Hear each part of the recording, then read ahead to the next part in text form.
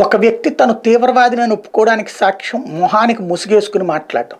Israel Hamas వార్లో Hamas ప్రతినిధి అబూ ఒబైదా ముఖానికి ముసుగు కట్టుకుని మాట్లాడతాడు.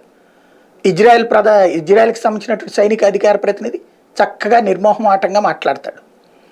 అక్కడే ఎవడు ఉగ్రవాదో ఎవడు సచ్చీలుడో కనబడిపోతుంది.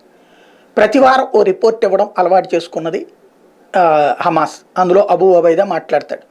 తాజాగా ఈ వారం రోజుల్లో 25 మంది ఇజ్రాయెల్ సైనికుల్ని ప్రాణాలు తీశామని, 48 వాహనాలు ధ్వంసం చేశామని చెప్పాడు.